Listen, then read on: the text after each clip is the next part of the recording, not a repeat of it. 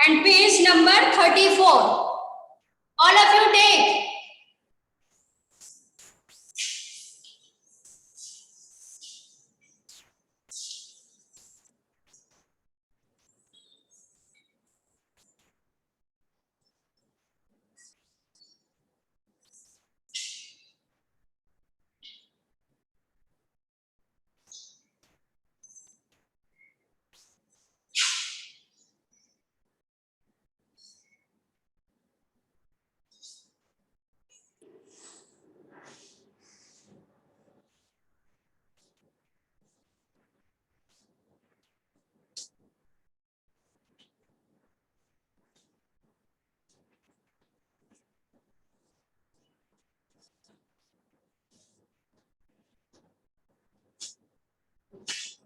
सबको क्लियर दिखाई दे रहा है?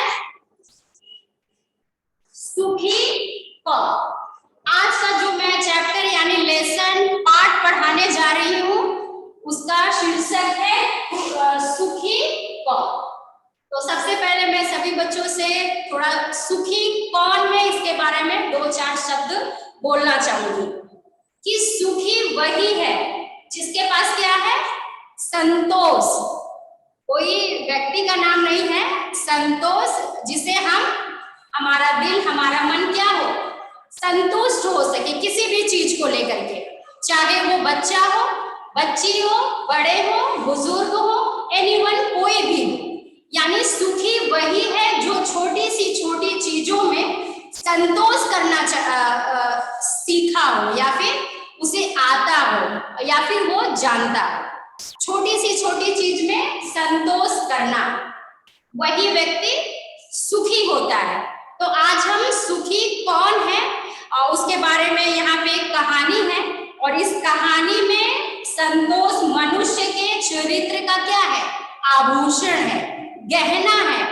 ये नहीं कि जो हम गले में ये पहने, कान में पहने, ये मेरा आभूषण है। आभूषण का मतलब हमारा जो कैरेक्टर है, हमारा चरित्र का सबसे बड़ा क्या है? संतोष। सबसे बड़ा खजाना, गहना, जो भी बोलना चाहेंगे वो हम बोल सकते हैं, वो ये चीज है। अगर मनुष्य संतोष न करे किसी भी चीज से, चाहे वो अपने जीवन से, चाहे वो अपने धन दौलत से, चाहे वो अपने बच्चों से या किसी भी एरिया में यदि उसे संतोष नाम की चीज नहीं है तो वो व्यक्ति हमेशा अशांत, परेशान रहेगा। उसे कभी भी संतुष्टि नाम की चीज उसके अंदर में नहीं होगी। तो आज मैं क्लास सेकेंड के सभी बच्चों को सुखी कौन है के बारे में एक कहानी सबको सुनाने जा रही हूँ। सुनाने क्या, पढ़ करके समझाने जा रही हूँ। तो सभी बच्चे ये बुक ले लेंगे और मैं सबको देख रही हूँ, ये बुक अच्छी तरह से हाथ में पकड़ लेंगे, पेंसिल ले लेंगे और एक एक फिंगर से क्या करेंगे, जो वर्ड मैं पढ़ूंगी उसके नीचे शब्द को ध्यान से सुनेंगे कि उसका उच्चारण कैसे है और उसका भाव क्या है। फिर उसको मैं समझाते हुए आगे बढ़ूंगी। और इसके बाद दूसरी बात बता दूं, इसके बाद मैं जैसे लास्ट यानी सैटरडे वाला मैं क्लास ली थी और सबसे ओरल टेस्ट में जो जिस हिसाब से मैं सबसे पूछी, group A, group B, group C, तो जब ये चैप्टर खत्म होगा और मैं रीडिंग का अभ्यास करवाऊंगी तो एक पैराग्राफ ग्रुप ए वालों के लिए, तो जब मैं रीड करूंगी तो ग्रुप ए वाले इसको मेरे पीछे रिपीट करेंगे और दूसरा पैराग्राफ सेकेंड ग्रुप यानी ग्रुप नंबर बी और third paragraph group number C. तो अभी से सब ध्यान दे दें कि हमें मिस जब बोलेंगी तो कैसे उस चीज को फॉलो करना है, ठीक है? तो चलो अभी हम स्टार्ट करने जा रहे हैं लेसन 7, सुखी कौन। बुक हाथ में ले लेंगे, इधर उधर हम देख रहे हैं कौन कहाँ घूम रहा है। बुक, ये चैप्टर सब लोग दिखाओ, बुक खोल के दिखाओ ये। वेरी गुड, अच्छे बच्चे। चलो फिंगर रखो, सब लोग ये फिंगर रखो अपने बुक में। रामनगर में एक सेठ रहता था, उसका नाम बनारसी दास था। उसके पास बहुत धन था, वे आलीशान भवन में रहता था। यहाँ पे लिखा हुआ रहते था, तो वहां पे रहता आ की मात्रा होगी, वहां पे थोड़ा प्रिंटिंग मिस्टेक है, तो वहां पे आलीशान भवन में रहता था। सब कुछ होते हुए भी उसके मन में शांति न थी। वे अपने नाती पोतों तक के लिए चिंता करते थे और उनके लिए बहुत सारा धन जुटाना चाहते थे। तो ये देखो एक कहानी है, मैं एक एक पैराग्राफ समझाते हुए तुम लोग को आगे बढ़ूंगी। रामनगर में एक सेठ तो सब जानते हैं, और सेठ कौन होता है? तो एक सेठ रहता है, उसका नाम बनारसी दास, और उसके पास धन दौलत इतना ज्यादा है, बहुत ज्यादा है। आलीशान, आलीशान का अर्थ क्या होता है? आलीशान का मतलब होता है भव्य यानी शानदार, बहुत बड़ा देखने में हो, बहुत भव्य यानी बड़ा और आलीशान। मतलब एक नजर में हम उस चीज को देखें तो तुरंत मेरे मुंह से क्या निकले? वाह। वाह शब्द का हमारे मुंह से तुरंत से वो निकले कि वाह कितना भव्य, कितना बड़ा, कितना आलीशान ये बंगला है, यानी इसमें पैसे बहुत खर्च किए गए। तो उस तरह के मकान में वो सेठ रहता था। सब कुछ होते हुए भी उसके मन में शांति, शांति मतलब चैन, उसके अंदर में चैन नहीं था। वे अपनी पीढ़ी तक की बात तो छोड़ो, अपने बेटे के बेटे बेटियों के बारे में भी वो सोचता था, कई पीढ़ियों के बारे में वो क्या करता था? सोचता रहता था, अरे अभी हम कुछ धन जमा करेंगे तो हमारे बच्चे खाएंगे, फिर थोड़ा सा हम और धन जमा करेंगे तो हमारे बच्चे के बच्चे खाएंगे, फिर उसके बारे में मतलब वो कई पीढ़ी के बारे में उसको ये चिंता लगी रहती थी। मतलब सब मिला करके वो इतना बड़ा धनवान होते हुए भी क्या था? खुश नहीं था, अंदर से उसको संतोष नाम की चीज नहीं थी। अब आगे पैराग्राफ में देखो। एक दिन नगर में एक संत आए, वे बहुत ज्ञानी और सरल स्वभाव के थे, अपने भक्तों की सारी इच्छाएं पूरी कर देते थे। सेठ जी को भी उनसे मिलने की इच्छा हुई। दूसरे दिन सेठ जी संत की सेवा में पहुंच गए। उन्होंने महात्मा जी के चरण छुए और बैठ गए। महात्मा जी ने उन्हें आशीर्वाद दिया, तुम्हारी इच्छा पूरी हो। यह सुनकर सेठ जी बहुत क्या हो गए? खुश हो गए। तो अभी क्या था, इसके पहले पैराग्राफ में मैं क्या समझाई कि वो अपने नाती पोती पर नातियों की वो चिंता करता था, बहुत ज्यादा धन इकट्ठा करना चाहता था। अब क्या है, एक दिन उस सेठ जी के गांव में नगर में एक संत आए। वो बहुत ही ज्ञानी यानी जानकार व्यक्ति थे, बहुत अधिक उन्हें नॉलेज था, बहुत ज्यादा वो ज्ञानी थे और वो सरल स्वभाव के, यानी उनकी जो स्वभाव आदत थी एकदम सिंपल सरल, इस तरह की उनकी स्वभाव था, उनका नेचर था। अपने भक्तों की सभी इच्छाओं को क्या कर देते थे? पूरी करते थे। तो ऐसे ही जब सेठ जी भी उनके बारे में सुने कि भाई हमारे गांव में कोई एक महात्मा आए हैं और वो जो सबकी इच्छा पूरी कर देते हैं, तो उस सेठ को भी उनसे मिलने की बड़ी इच्छा हुई और वो क्या किए? वो उनके पास में उनसे मिलने के लिए उनकी सेवा शुश्रूषा में वहां पहुंच गए। उन्होंने सबसे पहले तो हमारा जो संस्कार है, हमारे बड़े जो लोग होते हैं या फिर बुजुर्ग हैं या फिर महात्मा है, साधु सन्यासी है, तो हम उनका चरण स्पर्श करते हैं। चरण स्पर्श का मतलब हम उनके पैरों को छू करके हम आशीर्वाद लेते हैं। बट वो जो चरण स्पर्श पहले जो संस्कार थे, अब वो चरण स्पर्श धीरे धीरे खत्म हो गए।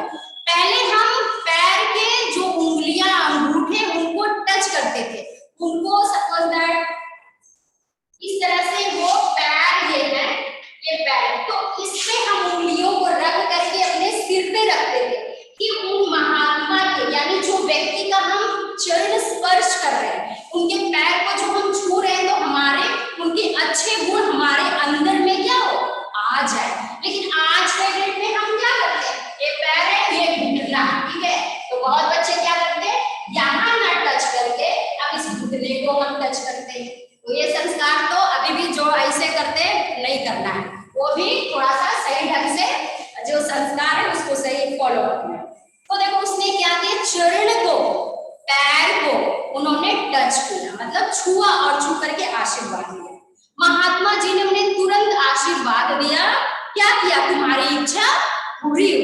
अब तुम्हारी इच्छा पूरी हो ये सुन करके महात्मा क्या हो गए, अरे वो सेठ क्या हुआ, बड़ा खुश हुआ। मेरी तो इच्छा है बहुत ज्यादा धन कमाने की, चलो ये तो महात्मा जी ने मुझे ये कह दिया कि तुम्हारी इच्छा पूरी हो, अब तो पक्का मेरी ये इच्छा क्या हो जाएगी, पूरी हो जाएगी। कुछ क्षण बीतने पर महात्मा जी ने फिर कहा, क्या कहा? इच्छा पूर्ति के लिए तुम्हें एक काम करना होगा। उन्होंने तो फर्स्ट वाला जो ब्लेसिंग यानी आशीर्वाद दिया कि तुम्हारी इच्छा पूरी हो, थोड़ी देर रुक करके उन्होंने दूसरा भी शब्द उस सेठ के लिए कहा कि तुम्हारी जो है कि तुम्हें जो है तुम्हारी इच्छा पूर्ति के लिए तुम्हें एक काम करना होगा। और वो क्या काम था? आपके पड़ोस में एक गरीब परिवार रहता है, आप जाकर पहले उन्हें भोजन दे आइए। सेठ बनारसी दास आज्ञा अनुसार तत्काल का अर्थ होता है उसी क्षण, उसी पल, उसी वक्त। जैसे कि हमने किसी बात को कहा, तुरंत उस चीज को मानना या उसको फॉलो करना, उसको तुरंत अपनाना। उसी क्षण अपने निर्धन पड़ोसी के पास गए। वहां उन्होंने देखा कि इस परिवार में माँ और उसकी एक बेटी दोनों काम में लगी थी। उन्होंने सेठ की ओर विशेष ध्यान नहीं दिया। अब एक गरीब परिवार है और गरीब परिवार में अचानक कोई एक धनवान बड़ा यशस्वी व्यक्ति अचानक घर में आए तो हम कहते सारे काम काज को छोड़ते, प्रणाम सर जी, प्रणाम गुरु जी, प्रणाम महात्मा जी, तो तुरंत से हम अपने सारे काम को छोड़ करके उनको इम्पोर्टेंस देते हैं। लेकिन यहाँ पे देखो एक गरीब परिवार जरूर है, लेकिन वहां पे ये सेठ बनारसी दास उनके घर में पहुंचे हैं। साधु का भेजने का उनके घर में क्या तात्पर्य है, क्या उनकी आवश्यकता है, क्यों वहां भेजे हैं? कुछ तो उसके पीछे बात है। और बात क्या है कि जब वो वहां उस परिवार में पहुंचे तो वहां पे कौन था? माँ थी और उसकी बेटी, जो दोनों काम में लगी थी। उन्होंने सेठ की ओर विशेष ध्यान, लेकिन उनको उतना ध्यान इंपॉर्टेंस नहीं दी। कुछ देर तक प्रतीक्षा करने के बाद सेठ ने माँ बेटी से कहा, क्या कहा? माँ, मैं आपके लिए भोजन लाया हूँ। प्रतीक्षा का क्या अर्थ होता है? इंतजार। माँ, मैं आपके लिए भोजन लाया हूँ, मेहरबानी करके इसे स्वीकार कीजिए। मेहरबानी का अर्थ क्या होता है? कृपा करके, यानी वहां पे एक हम रिक्वेस्ट की भावना के साथ में हम बोल रहे हैं, मेहरबानी करके हमारे इस भोजन लाए हुए भोजन को आप ग्रहण करिए, स्वीकार कीजिए। फिर माँ ने तुरंत उसे सेठ जी से क्या कहा? माँ ने उत्तर दिया, बेटा, आज का भोजन मेरे पास, इसलिए मुझे इसकी आवश्यकता नहीं। देखो, महात्मा जी को सेठ जी ने इस गरीब परिवार में भेजा, किस लिए? इसलिए कि महात्मा सेठ इस छोटे से गरीब परिवार से ये समझ जाए कि देखो, ये गरीब होते हुए भी कल की चिंता नहीं करते, बल्कि आज की चिंता करते हुए अपने जीवन को क्या करते हैं? व्यतीत करते हैं। अब उसका आगे का देखो आंसर क्या हुआ? माँ भोजन की, देखो उसने बोला बेटा, माँ ने क्या कहा? जब सेठ ने कहा कि माँ ये आपके लिए मैं भोजन लाया हूँ, सो आप इसको क्या कर लीजिए, ग्रहण करिए, स्वीकारिए।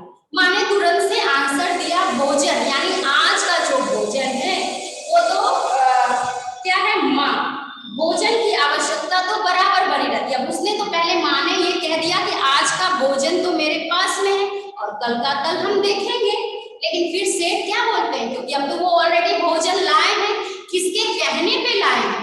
वो साधु के कहने पे, और उसके पीछे भी इसकी अपनी क्या विचार है कि मैं और धनवान बनना चाहता हूँ, इस वजह से उसका ये स्वार्थ उसके पीछे छुपा हुआ है।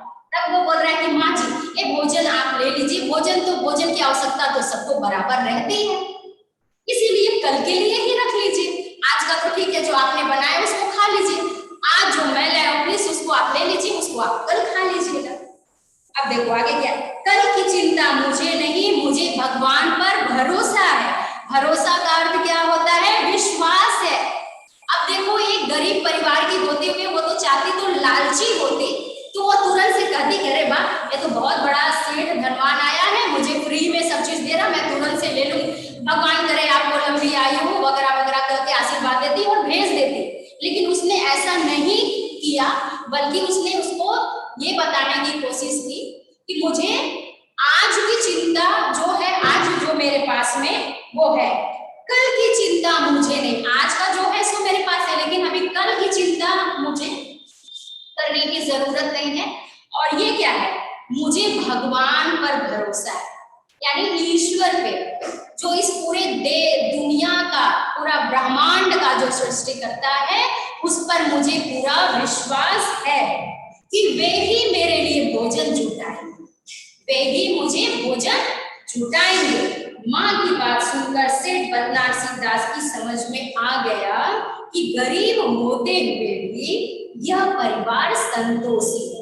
तो मैं ये स्टोरी को शुरू करने से पहले ही सभी बच्चों को समझाई थी कि यदि हमारे पास में सुखी नाम की वो चीज है, संतोष करने का गुण हमारे अंदर में है, चाहे वो एक छोटा बच्चा फर्स्ट में पढ़ने वाला हो या फिर एक बुजुर्ग व्यक्ति ही क्यों ना, यदि हम अपनी एक पेंसिल से संतोष है मेरे पास, हम संतुष्ट हैं एक पेंसिल से, हम दूसरे की हाई फाई पेंसिल देख करके उस पे हम नहीं जाएंगे कि काश मेरे पास भी वो पेंसिल होता, ये कह करके हम लालच नहीं करेंगे। हमारे माँ बाप के पास जितना धन है, जितना पैसा है, उसके अनुसार उन्होंने हमें वो चीज को प्रोवाइड किया है, हमें दिया है, तो हमें उतने में ही संतोष करना चाहिए। जो एक सिंपल सा बैग है उससे ही हमें संतुष्ट रहना सीखना है, तभी तो हम अपने फ्यूचर में, भविष्य में क्या हो पाएंगे, सुखी हो पाएंगे। तो यही है सुखी का आंसर, जिसके पास संतोष करने का गुण है, और गुण नहीं है तो अभी से हमें वो आदत अपने अंदर अपनाना है। किसी दूसरे की चीजों पे हमें घमंड नहीं करना है, दूसरों की चीज को देख करके लालच नहीं करना है, नहीं तो हम अपने जिंदगी में क्या होंगे। और जितना मेरे पास धन है, आज के लिए जितना काफी है, उतने के लिए हमें क्या करना है, संतोष करना है, उतने में ही खुश रहना सीखना है। तो तब हम चल करके एक अच्छा इंसान और संतोषजनक हम अपनी जिंदगी को क्या कर सकते हैं, जी सकते हैं। तो कहा यहाँ पे सेठ जी को तुरंत समझ में आ गया कि ये छोटा सा गरीब परिवार होते हुए भी ये क्या है, बहुत खुश है। ये तो नाती परनाती हो तो दूर की बात है, ये कल के लिए भी ये चिंता नहीं करते।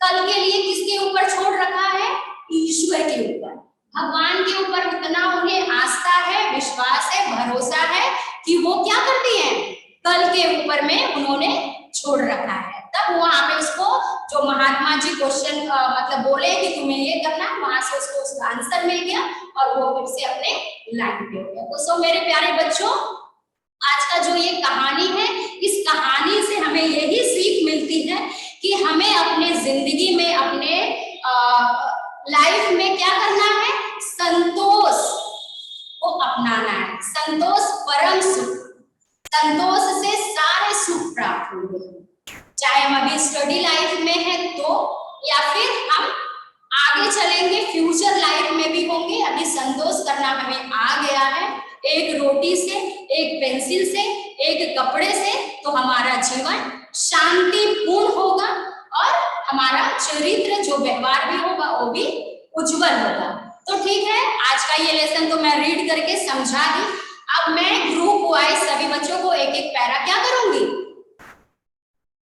रीडिंग का अभ्यास, यानी पढ़ने का अभ्यास थोड़ा मैं करवाना चाहती हूँ।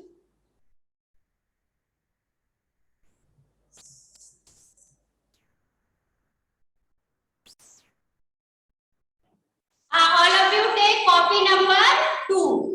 अभी हम शब्द अर्थ लिखेंगे, ठीक है, कॉपी ले लो। कॉपी में सबसे पहले CW डालेंगे, डेट डालेंगे, फिर सबसे ऊपर वाले लाइन में हम लेसन लिखेंगे, लेसन 7। नीचे लिखेंगे सुखी,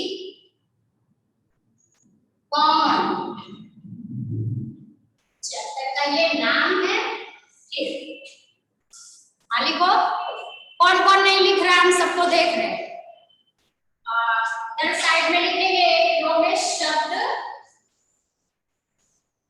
इससे लाइन खींचेंगे, फिर अर्थ। ये सभी बच्चे अपने कॉपी में सुंदर राइटिंग से लिखेंगे। शांति, शांति का अर्थ होता है समय। दूसरा नंबर स्वभाव, आदत। नंबर 3 क्षण, समय या फिर खर्च। नंबर नेक्स्ट प्रतीक्षा, प्रतीक्षा मतलब इंतजार, इंतजार, इंतजार। नेक्स्ट नंबर संतोषी, संतोषी का अर्थ होता है संतोष करने, संतोष करने।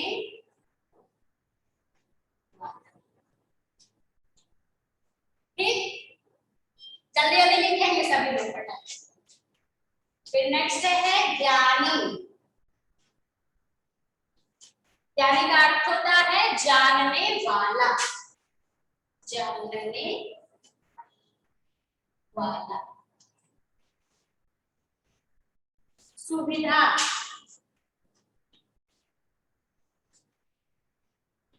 सुविधा का अर्थ क्या है? साधन या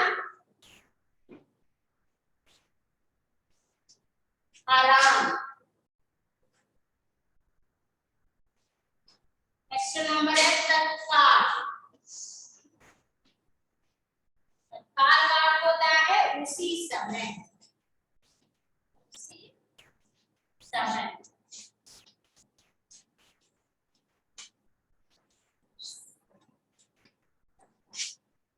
मेहरबानी, मेहरबानी, मेहरबानी का अर्थ होता है कृपा। नेक्स्ट नंबर गरीब, गरीब का अर्थ हुआ निर्धन। फिर स्वीकार, स्वीकार का अर्थ है ग्रहण करना।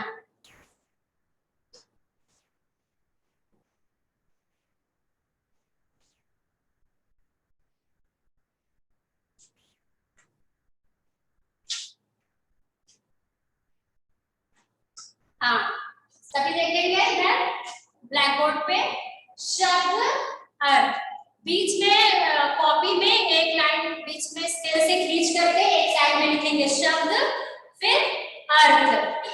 शांति क्षण, स्वभाव आदत, क्षण समय या फिर पल, प्रतीक्षा इंतजार, संतोषी संतोष करने वाला, ज्ञानी जानने वाला, सुविधा साधन आराम। तत्काल का अर्थ होता है उसी समय, मेहरबानी कृपा, गरीब निर्धन, स्वीकार ग्रहण करना। तो ये तुम लोगों के बुक में भी दिया है, जो बच्चों के पास अभी कॉपी नहीं है, नहीं लेके बैठे हैं, तो बाद में इसको अच्छी तरह से लिख लेंगे। और कल के क्लास में हम सबकी कॉपी देखना चाहते हैं कि कहाँ पे सबसे पहले मैं क्लास स्टार्ट करने से पहले, शुरू करने से पहले सबकी कॉपी चेक करूंगी कि क्या वाकई सभी बच्चों ने ये शब्द अर्थ लिखा है कि नहीं। उसके बाद ही मैं प्रश्न उत्तर और जो भी अभ्यास वर्ग में जो इस लेसन का जो भी वर्क है वो पूरा कंप्लीट करवाऊंगी। सो ये सारे बच्चे इसको लिख लेंगे और आज का होमवर्क यही।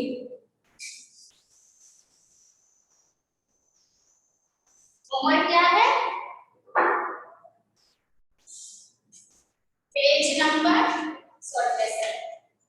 लेसन 7 शब्द, शब्द अर्थ, हिंदी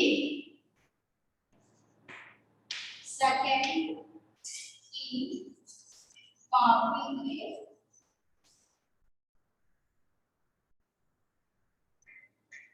लिख कर याद करो,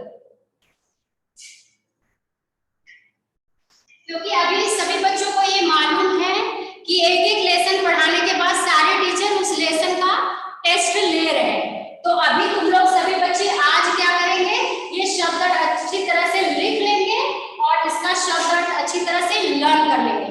और 2 दिन में इसका क्लास और लूंगी, प्रश्न उत्तर जो भी सारे काम होंगे पढ़ाऊंगी, रिवीजन करवाऊंगी, उसके बाद मैं बताऊंगी कि इसी लेसन का शब्द और प्रश्न उत्तर जो भी मुझे टेस्ट लेना होगा मैं लूंगी। तो आज के लिए सभी बच्चों के लिए